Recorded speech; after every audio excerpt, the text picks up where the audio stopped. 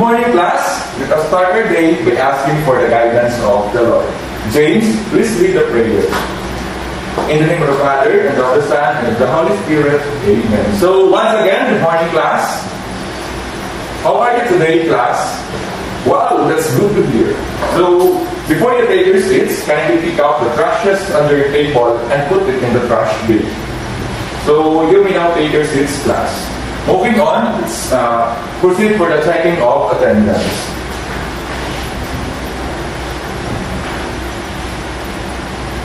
Who is absent for today? Class monitor, please check attendance. That's good to hear, class. You are in perfect attendance for today. So, moving on, before we proceed to our lesson for today, let's have a quick review of our past lesson. So, who can recall our previous lesson? Yes, Jess? Very good. That's right. Now, we would like to define the context clues. Yes, Bea, you're raising your hand. Very good, Bea. I am happy that you can remember and understand our past lesson class. So, before I introduce a new topic, I want you to do this activity. So, please group yourselves into 4. For our direction, arrange the jumbled letters into words related to our topic. To complete this activity, use the clues provided. So, I am giving you 5 minutes to answer the activity or the motivational activity.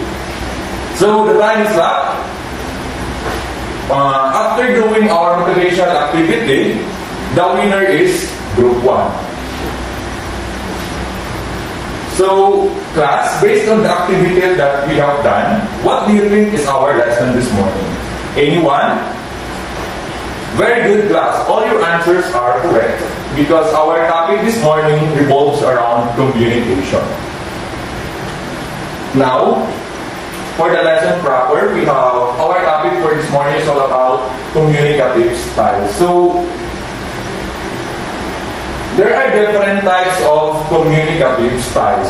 The first one is the intimate communicative style. So, the intimate communicative style is defined as the total absence of social interactions.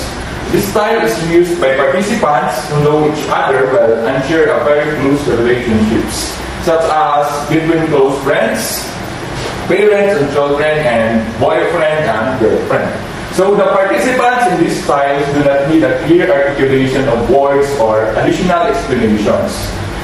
They may use words of endearment such as babe, there, love, honey, and so on as a sign of intimacy. So intimate language style is the most casual style in communication.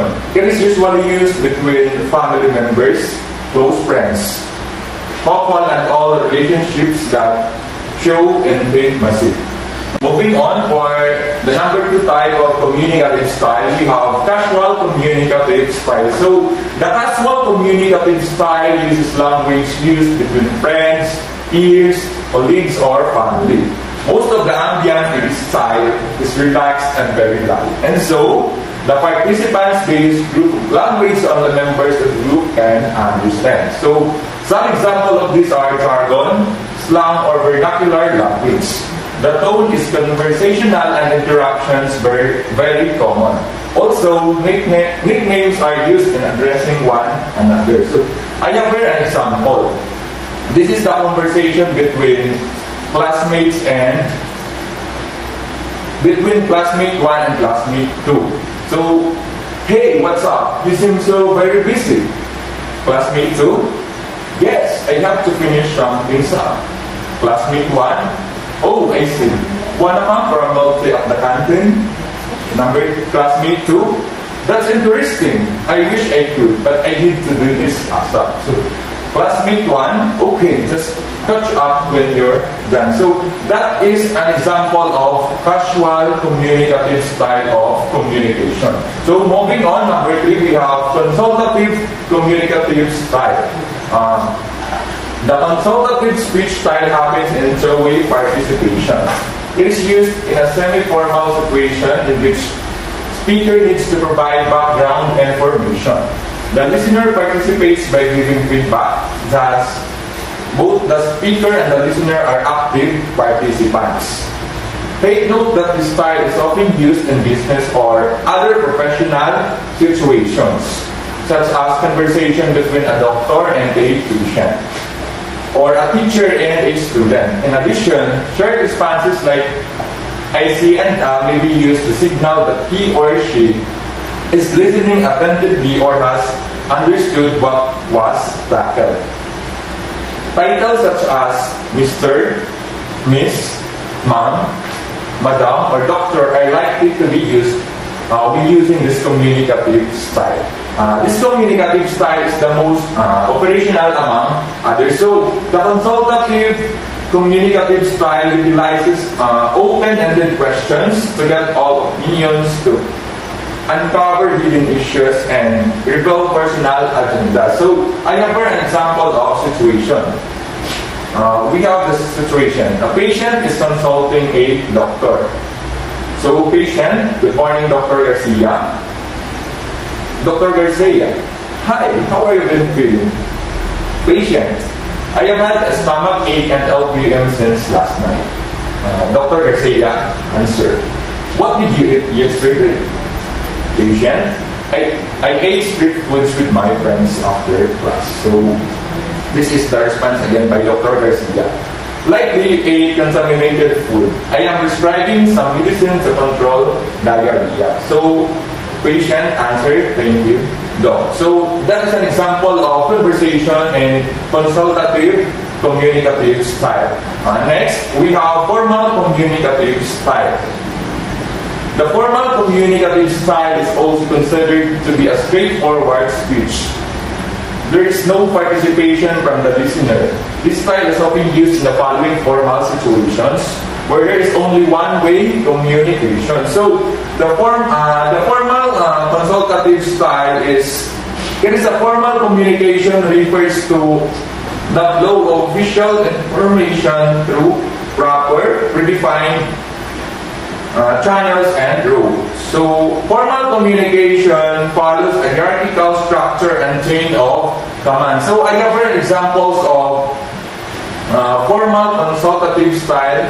We have speeches, school lessons, graduation ceremonies, television newscasts, giving announcements, business meetings, and interviews. So, next, we have present communicative style. So, the present communicative style is the most formal and is reserved for a very formal situation, such as during weddings, religious services or rituals, court proceedings, and other formal ceremonies. So, I have an example of present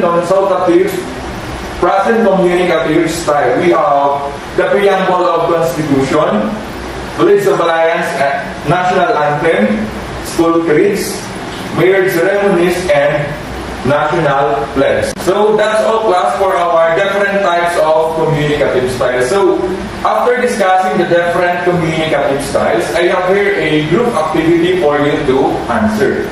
For our direction, make a group of 4, then prepare a 3-minute speech talks about the effect of COVID-19 in education using a main speech style. So, I am giving you 10 minutes to answer the activity.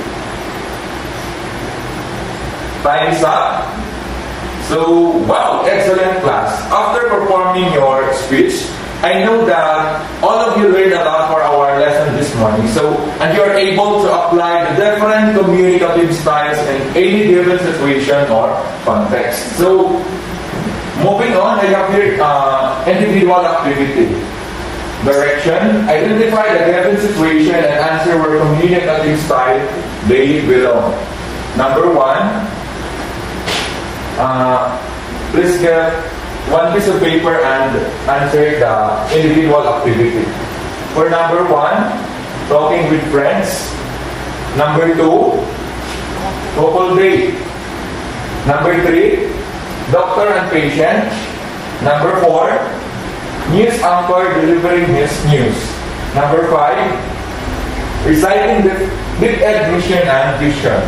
Number 6, pledge of loyalty. Number 7, president delivering his sunnah. Number 8, national anthem. Number 9, giving instructions. And last but not the least, number 10, meeting. So, time is up, class. Please exchange your paper and let's check your work. Wow, very good class. So, some of you got a perfect score and I know that you learned a lot for our activity. Next. To check what you have learned today in class, who can summarize our lesson for today? Anyone? Yes, Adelpha. So, it's nice to know that everyone learns our topic. So, every day, we come across various types of people, powerful and powerless, in various situations. That is why understanding the various speech styles is important because it helps us to know the specific approach we should take when communicating with others in any situation. So, knowing these styles can help us avoid misunderstandings and conflicts. We must not be tactless, but rather tactful. By saying the right word to the right person in the right place so that we do not hurt people. Next, moving on, to evaluate your understanding, please answer the last activity. So, for your instruction, determine the communicative style represented by the images and answer the given situation. So, I have posted here different pictures. So, all you need to do is identify where communicative style they belong.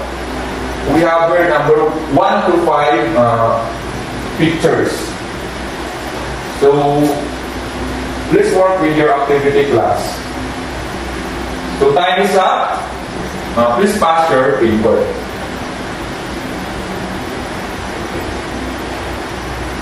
Next, for our realizations, what do you feel after answering the activity? Anyone can answer? Yes, Jason? Yes, that's right. Next, another question. Why is it important to understand the different communicative styles? Who can answer? Yes, April. Yes, that's right. It is very important to understand different communicative styles so that we are able to use the exact approach when we are communicating with others. So that's all for today, class. I hope that you learned a lot from our lesson this morning. So for our assignments to be passed on next meeting, give the examples for its different communicative styles. So that's all, and once again, good morning.